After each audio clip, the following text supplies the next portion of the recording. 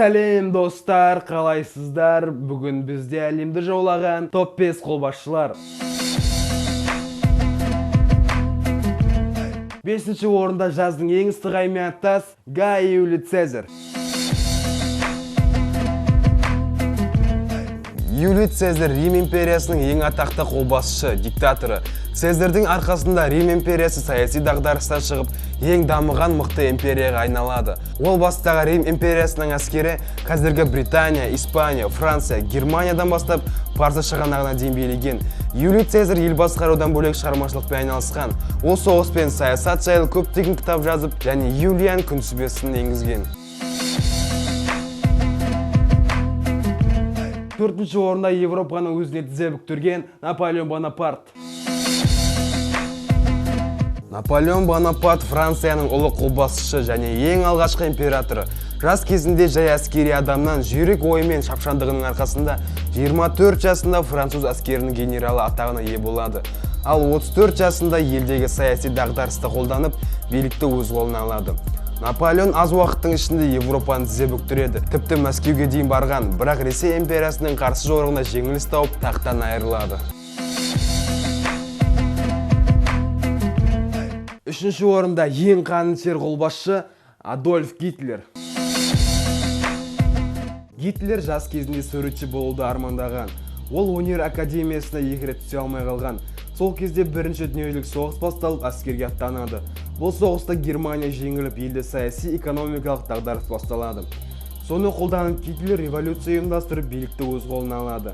Таққа отырған соң Гитлер көршілес елдерге соғыс ашып, 2 жылдың ішінде Европаны толығымен басып алады. Гитлер өте жауыз, қанішер қолбасшы болған. Ол басып алған елдерде концлагерь салдырып, тұтқынға түскен адамдарды тірілей өртеп қинаған. 1945 жылы КСРО-дан жеңіліс тауып, қашқын болып жарияланған. Содан бері оның денесі әлі табылмаған. 2-ші орында Ескендір Зұлқарнай немесе Александр Македонский. Александр Македонский Македония империясының негізін қалаған ұлы қолбасшы. Ол 20 жасында әкесінің орнына таққа отырады. Жас қолбасшы Греция, Парсы империясы, Орта Азия, Индия, Жерорта теңізінен Каспий теңізінен дейінгі жерді басып алған. Тіпті біздің Сырдария өзенімізге дейін келген.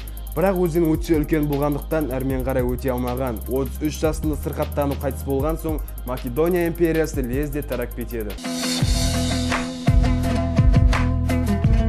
1-ші орында Монғолияның ұлы ханы, стратегик әрине қолбасшы, ол Шыңғыс хан.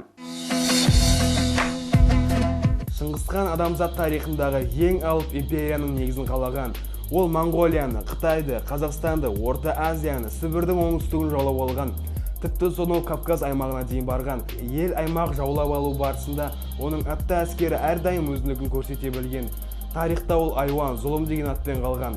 Оның әскерінде тәртіп өте қатты қадағаланған.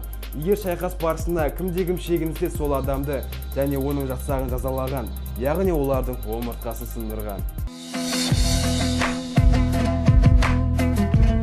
Әлемде соғыс болмай барлығы бейбітшілікте болғанын қаласаң, лайкты басып каналға тіркелейміз. Келесі видеоның тақырыбын комментарийға жазамыз. Айтпақшы, біздің каналда 91 тобының әндеріне реакция бар, соны көреміз. Және топ 5-тен қауіпті жыртқыштар видеосын көруге ұсынамын. Сіздермен болған мен, Аскербек.